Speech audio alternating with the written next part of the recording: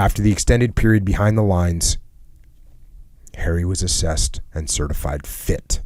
He was sent back to the West Yorkshire Regiment, this time joining the 1st Battalion, part of the 18th Infantry Brigade's 6th Division in October of 1915.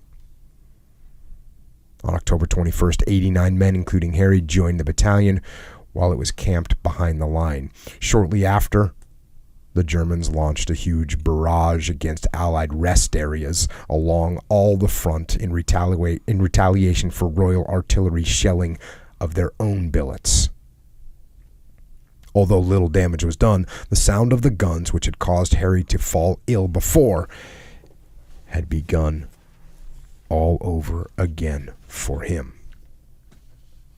At the end of the month, the battalion began an 11-day spell in the trenches characterized by heavy rain, collapsing fortifications, and mud. By November 3rd, an officer had been killed, and almost all dugouts had collapsed, leaving men with little respite from the appalling weather.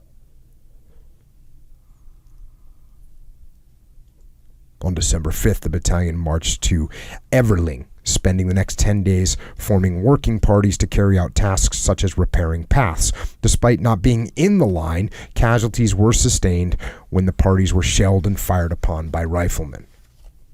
So even when you go back to the rear, you're still getting shot and killed. December 19th, when the area came under artillery bombardment and that frightening phenomenon of battle, the use of gas. The action began at 5:30 a.m. when the British-held trenches came under heavy rifle fire. Then at 6:45 a.m. when troops were stood to in anticipation for an attack, shells containing gas were fired by the Germans. The effect of the gas was instantaneous and horrifying. During the day, 11 men died and 23 were wounded, 2 suffering the effects of gas. Total Allied losses on the day as a direct result of gas were 1,069 casualties and 69 deaths. The battalion was back in the trenches for the end of the year and the start of the new one on December 30th. The battalion's headquarters was shelled, suffering 2 men killed and 4 injured. On February 14th, German artillery shells fell again in the battalion, killing 5 and injuring 15. By the time the 1st Battalion left the trenches the next evening, it had suffered the losses of 9 killed and 51 injured.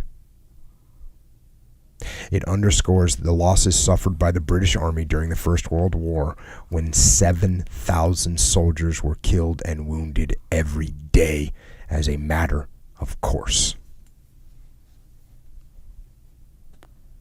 7,000 a day.